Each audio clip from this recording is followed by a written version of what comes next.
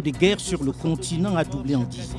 Nous vous proposons dans le débat africain qui reçoit, c'est une première sur notre antenne et sur les antennes internationales, 3 chefs d'État, 3 présidents de la République en exercice. Concernés, soit le Boko Haram, qui aussi a fait son lit sur le bassin du lac Tchad.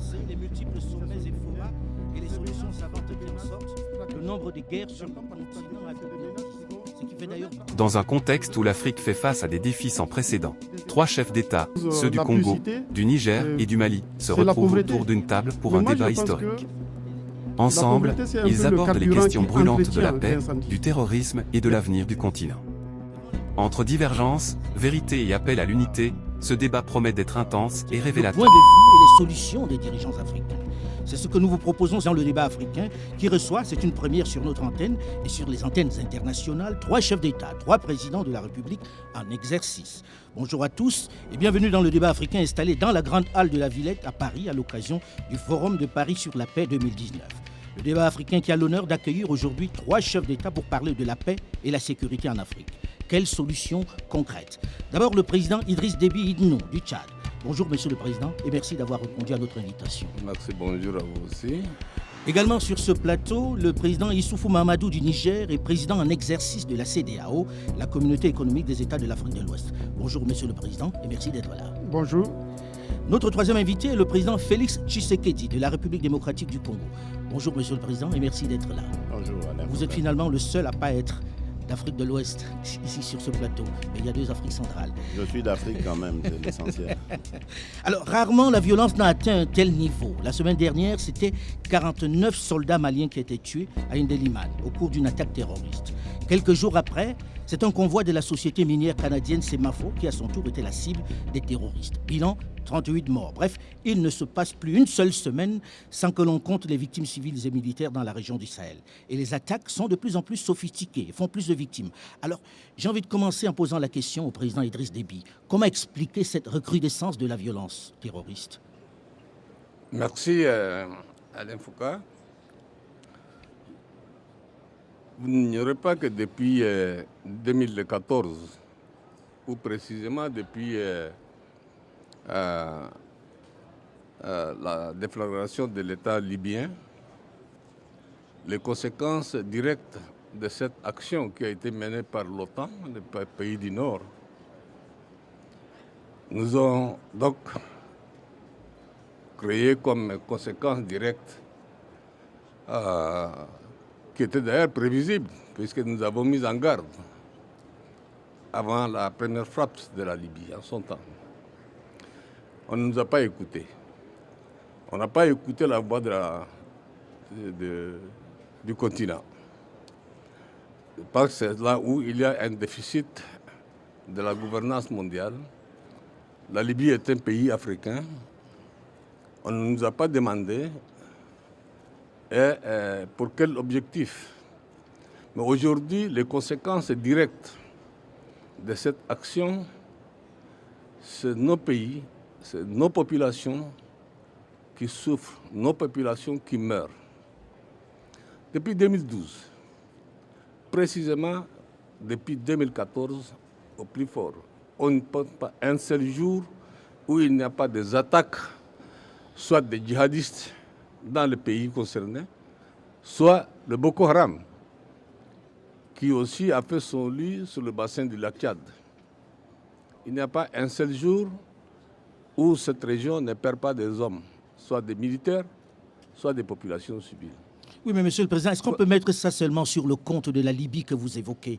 Il y a bien d'autres causes. Est-ce seulement la Libye qui a déstabilisé toute la sous-région? Avant la déclaration de la Libye, vous avez entendu un seul jour un homme noir et un Africain se faire exploser. Vous avez vu un jour? Nous l'avons vu en en février, précisément le 21 février 2014. La première explosion d'un homme qui s'explose pour tuer les autres noirs. Ça, c'est quelque chose qui n'existait pas chez nous. Ça a pris naissance après la destruction de l'État libyen. L'État libyen, vous le savez, c'est un des pays les plus armés du continent. Toutes ces armes,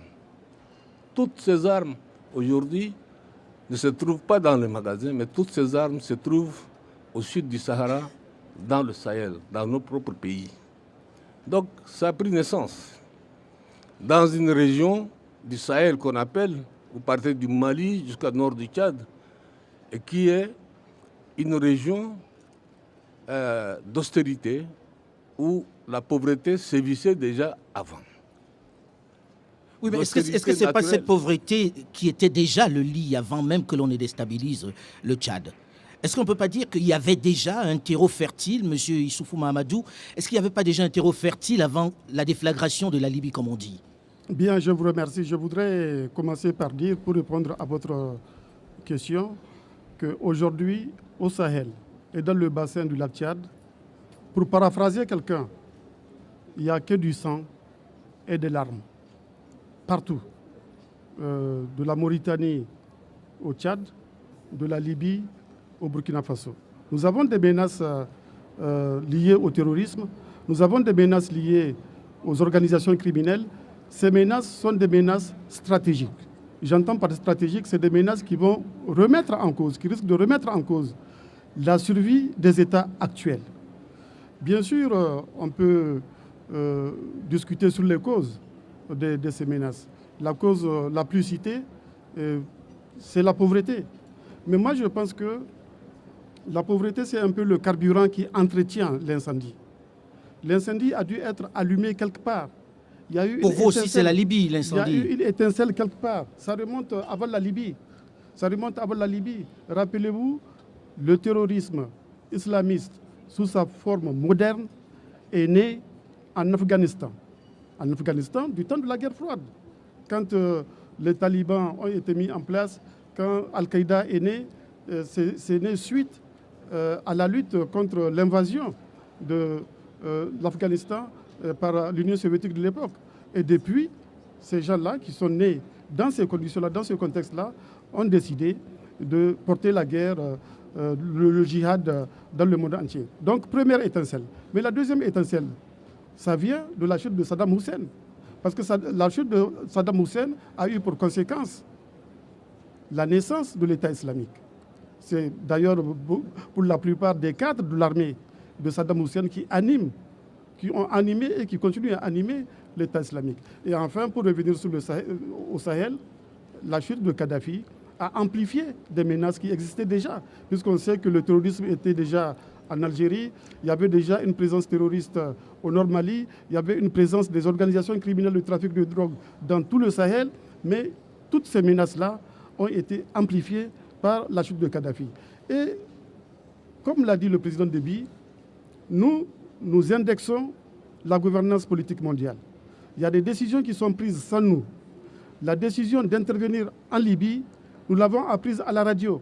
Or, aujourd'hui, c'est nous... Oui, mais il y a quand même quelques chefs d'État africains qui y ont participé et qui étaient d'accord pour cette intervention. C'est nous qui en subissons les conséquences. Moi, je parle au nom du Niger. Je n'ai pas été consulté. Or, je suis frontalier avec la Libye.